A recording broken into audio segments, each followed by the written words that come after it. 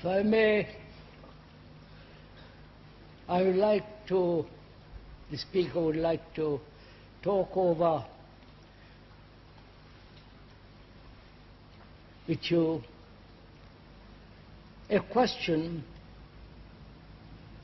which perhaps might be of vital interest, perhaps.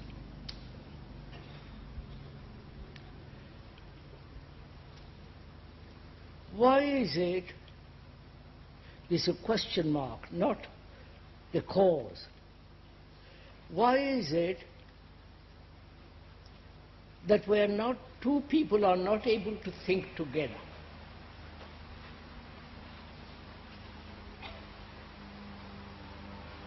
You understand the question? They think together when they are frightened. Two people are frightened, they think about it together. Or when there is some kind of physical catastrophe. They forget their personal prejudices, judgments, hopes, their own problems, and face it together. And if there is some impending danger, they again come together in their thought, in their feelings. You must have noticed all this. Why is it when we have not catastrophes, physical dangers, or something threatening us, we are not able to come together and think the problem together? Is it that two people, if they like or have great affection to each other or love each other, then there is a possibility of thinking together. Isn't that so?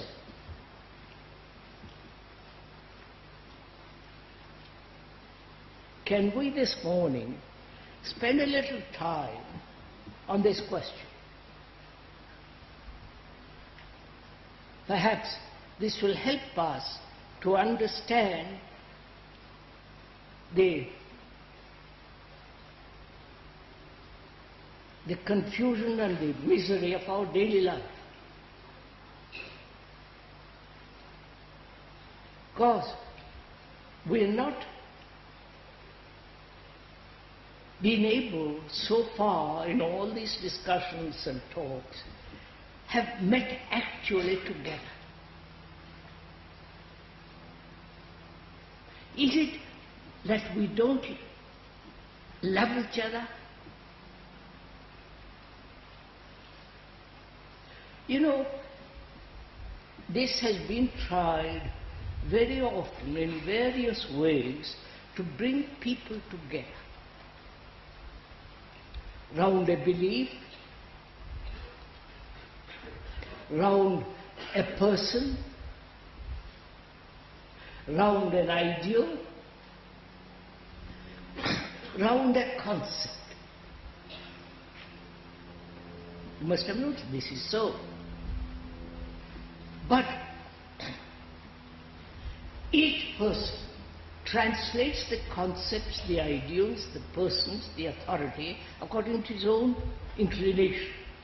Therefore, the person, the authority, the principle, that don't bring them together, which you have seen again.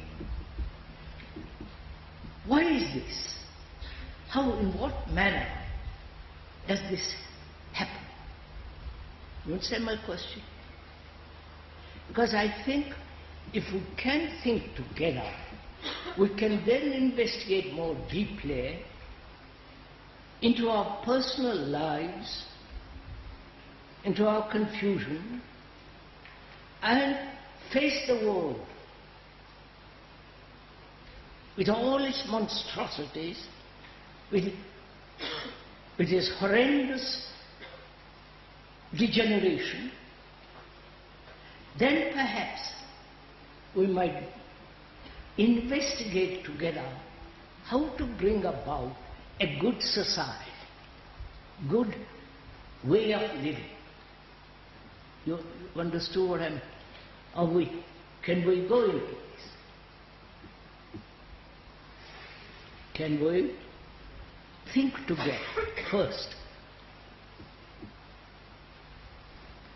Could we look at the differences between catastrophe, shared catastrophe, and the shared belief?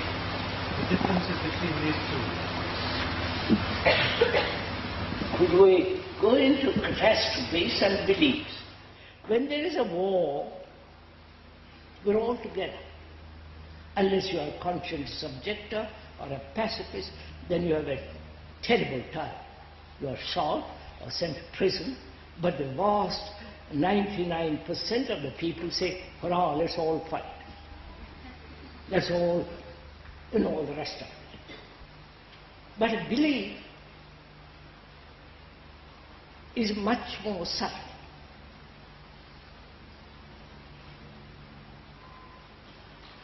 You may believe in God or in Jesus or Christ, whatever it is, but each one translates that belief in his own way, in his own pattern, according to his own experience. And so there's always a division.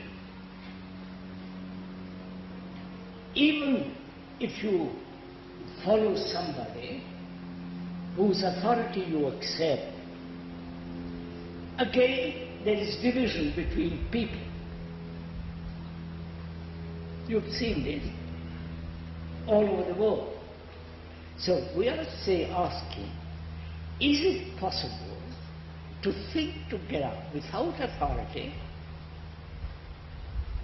without a belief, without a crisis? The world is in a crisis, isn't it? But putting all that aside, can we, you and the speaker, think together? What we mean by thinking together, meet at the same point.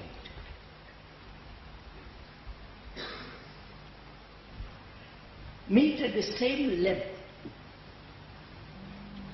with the same intensity.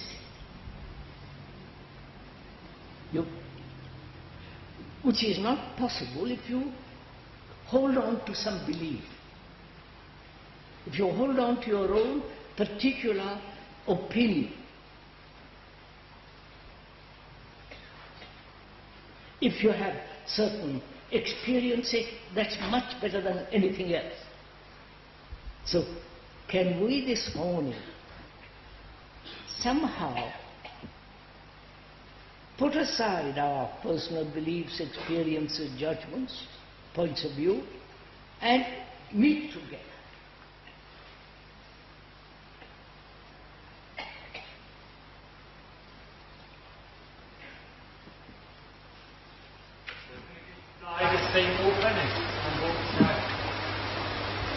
No, sir. Yes, I wonder in what way you're using the